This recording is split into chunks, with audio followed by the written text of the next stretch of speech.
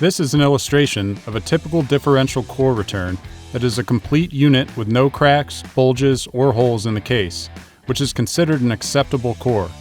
Note, cores returned with a yoke attached would still be considered an acceptable core. Here's an example of a differential core with a bulge and a crack in the top cover, which caused the oil to leak out. This unit would be a concern if several internal components are also damaged, which would affect core credit eligibility. Often we receive disassembled cores, which is fine, as long as all the parts are included. This can still be considered an acceptable core return. Please note, mixed and matched components from other cores will not be accepted. It needs to be the original core and 100% complete. No core credit will be issued on units which have been burned up due to improper lubrication levels, have been exposed to fire, or have severe rust because of prolonged weather exposure.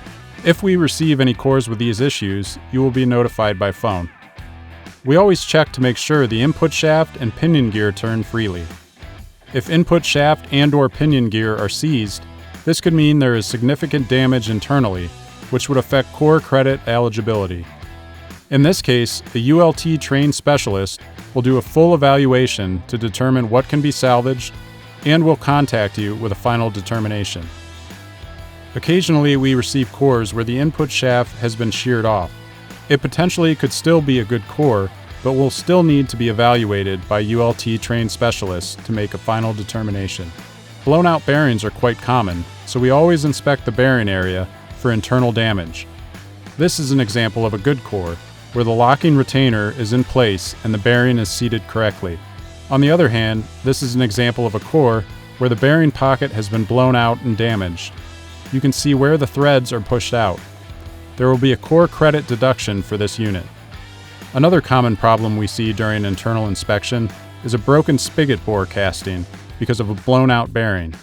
There will be a core credit deduction for this unit. Here are a few examples of damaged internal components that will affect core eligibility. Excessive corrosion, welded spigot bore, excessive welds, cracked inner case, and adjustment ring damaged cups. Finally, we don't tie up your money by delaying core credits for an extended period of time. As an industry leader, ULT strives to process all core return credits within 2 to 3 weeks of when they are received. For more information, visit our website at ultpowertrain.com.